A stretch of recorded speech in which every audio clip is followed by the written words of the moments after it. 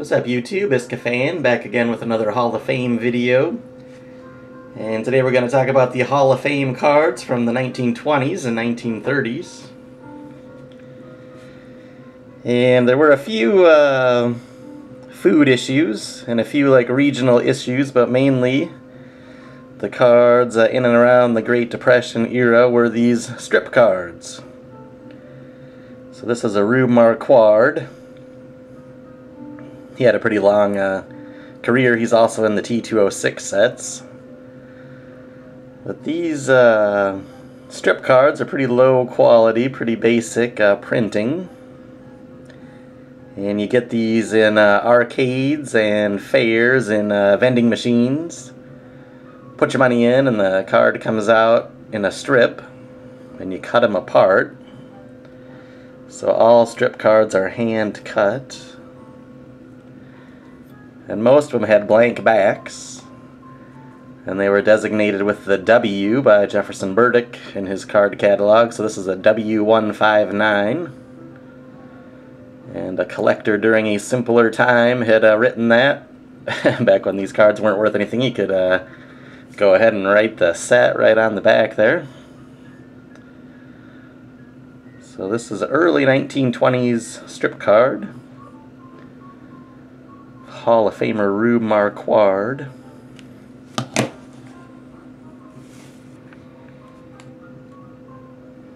And here's another strip card. This one is a little bit better quality since it's got more colors on the image. This is of Ray Schalk. And he was involved in the Black Sox scandal. He wasn't found guilty of anything. He was let into the Hall of Fame. It's unfortunate that Shoeless Joe Jackson is not in the Hall of Fame as a result of that. You can kind of see the line there, the perforated, not perforated, but the dotted line on the side there that someone used to cut this card out. Once again, blank back. Very thin cardstock.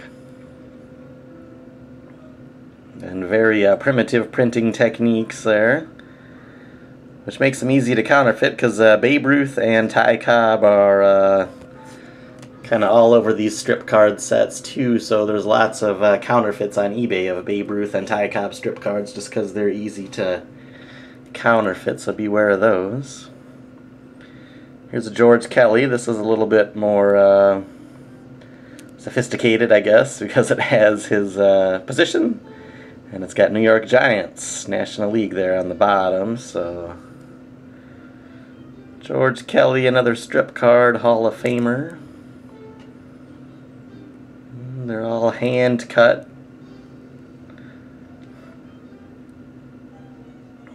And they're mainly blank back. Here's one that is actually a photograph on the front. This is Little Napoleon, John McGraw, Ty Cobb's manager.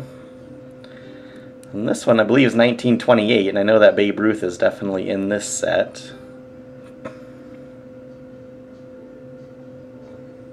And this one does have writing on the back. This was something that you could redeem. This one says home run, and it says return to your scorekeeper for I don't know, claim your prize or whatever. I did some research on these cards at one time, and you know, you could claim your prize of a baseball or whatever.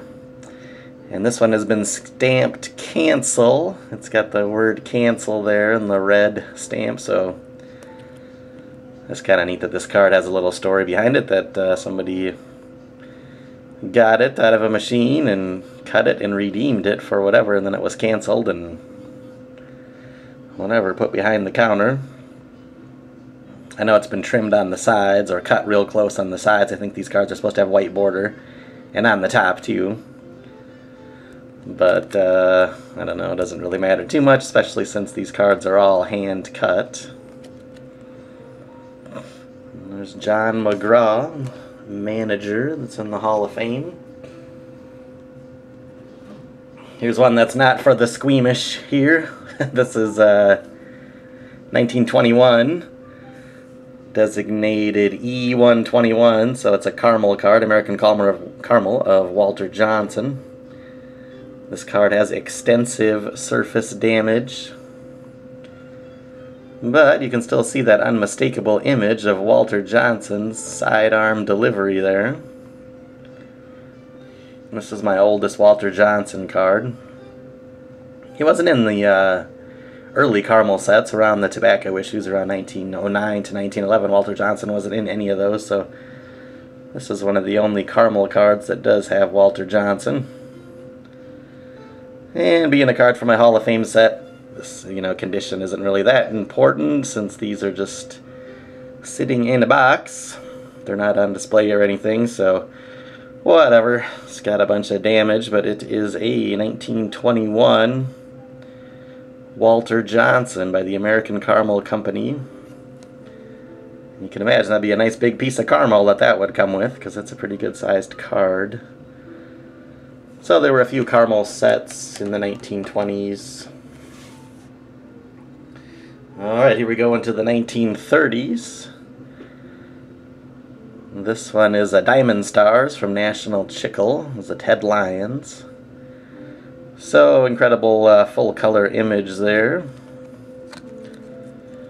And the full story on the back there. It's much like a Gowdy card of the 1930s. So 1935, National Chickle, Cambridge, Massachusetts. Diamond Stars card of Ted Lyons. Now I got a few of these batter-ups.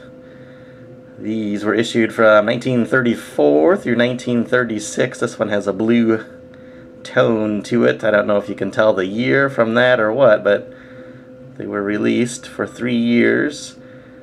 And you can see how they fold down so you can have the player's profile standing up, and it says batter up. This is Al Lopez, catcher for the Dodgers. And that card is all complete. It's been taped there on one of the hinges. So batter up. It's a real cool set. I got this one. It's got a sepia tone to it. This is Frankie Frisch from the Cardinals, from the famous Gas House gang that also had Dizzy Dean. I know Dizzy Dean is also in this batter up set. That's one that's also been taped on the hinge there. Or both hinges, I guess, on the back have been taped, because the card's been bent over like that. So nice batter up, getting kind of out of the depression, whatever, and being able to put a little more time and money into cards and, the sets that were coming out in the mid-30s. This is a Freddy Lindstrom. This one has been folded over so many times it lost its background, so it just has the profile standing up, but good enough for me in my Hall of Fame set. I can't go too crazy on getting really nice cards of every single Hall of Famer. That would just be too much. So Freddy Lindstrom for the Dodgers, outfielder, batter up. And the last card here from the 30s is a 1939 play ball. And play ball issued sets into the early 40s, and they had some full color sets. This is their first issue. This card's in really nice shape for 1939. Play ball from Gum Incorporated, Philadelphia, Pennsylvania. It's Lloyd Wayner. And he had his brother, Paul Wayner, I believe, that he was also in the Hall of Fame. They both played together, and they both went into the Hall of Fame. So it's a nice simple design, a black and white photo of a 1939 play ball. So that's what I've got for Hall of Famers of the 20s and 30s besides Gowdy. Of course, I got a couple Gowdy cards there and back, and I've got another video that's got all my Gowdy cards. I've got quite a few. They're the main set of the 1930s, but figured I would show these other Hall of Fame cards from the 1920s and 1930s. So thanks for watching, everybody. Take care.